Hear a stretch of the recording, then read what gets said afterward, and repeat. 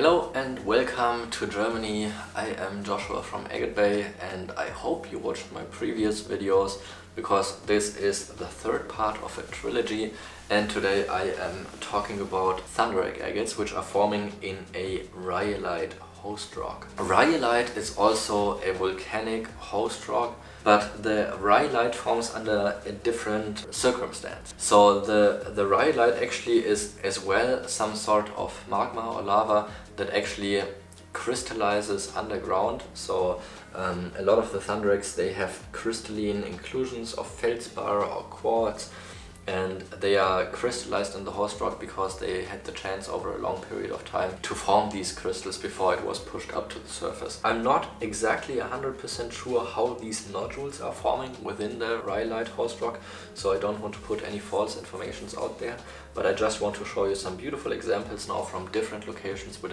are worldwide known for producing good quality Thunderegg agates.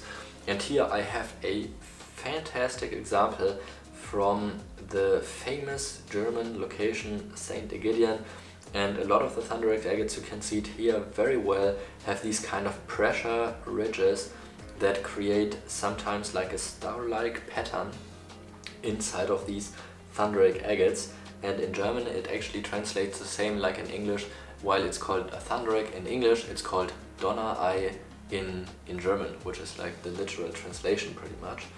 And in this piece you can see it's a beautiful star-like pattern in the very center of the stone, and then surrounded by what we would call an atoll, so like an island that surrounds the island.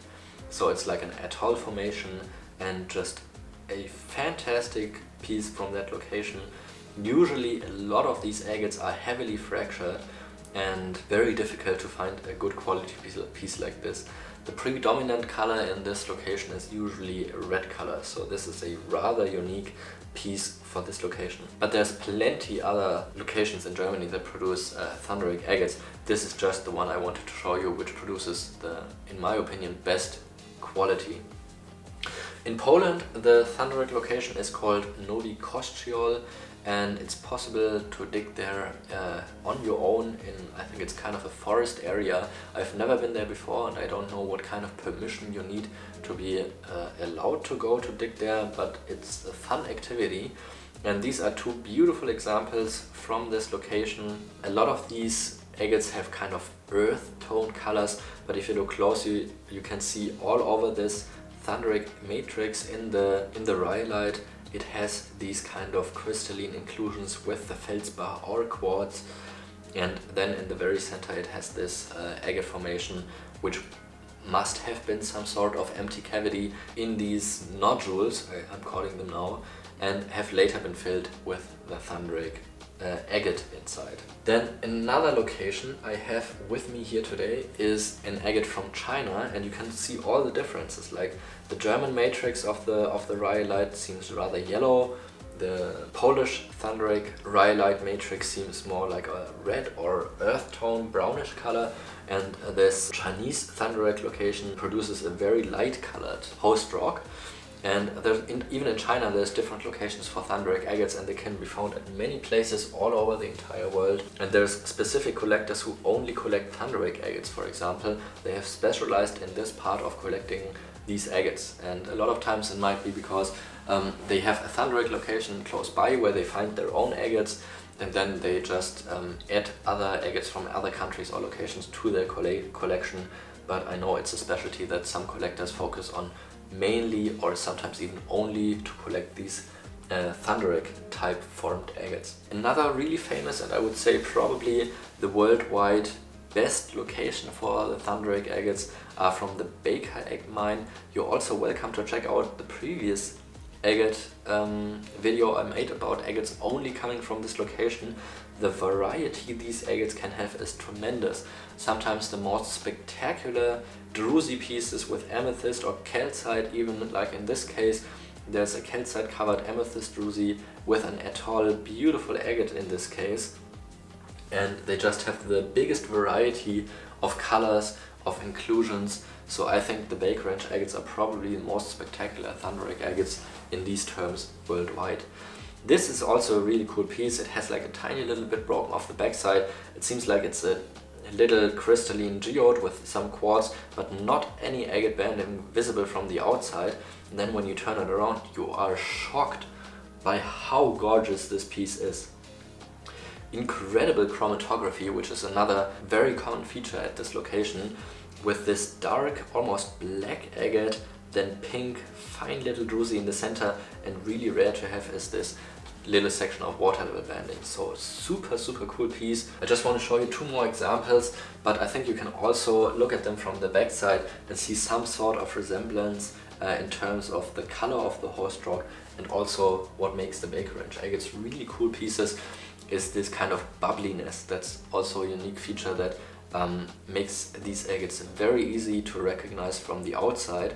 Just by looking at how bubbly they are, it's very easy to tell if it's a Baker Range agate or not. These two pieces are also from that location. I just want to show you a little bit more of the variety that can exist there. Sometimes you find multi-chamber pieces like this. That's also a rather rare feature, and sometimes also with these kind of pseudomorph inclusions. And also here you can see a lot of chromatography going on in this piece, but I think these are just really the coolest pieces. And the mine, the big main pit at this mine has been closed. There's still some minor digs around in that area, so they're still finding one good piece here and there. Another location I want to show you are these purple colored Thunderegg agates. They are from close to Colonia Lebanon in Mexico. I visited this location a couple years ago. You can also see from the outside they have this kind of reddish matrix and also a lot of these bubbles, but they're significantly smaller. The bubbles are much smaller than in the Baker Range agates, for example, and in these German and European agates you can only see a little bit of the bubbles. It seems like the host rock had more time to actually crystallize in a deeper area. Really cool feature to see this purple color inside of these Thunderegg. I'm calling them geodes because there was some sort of hollow cavity where the agate had to be filled in to actually create these pieces. And actually this location is found very close to Purple Passion mine. I would say it's less than half mile probably from one location to the other.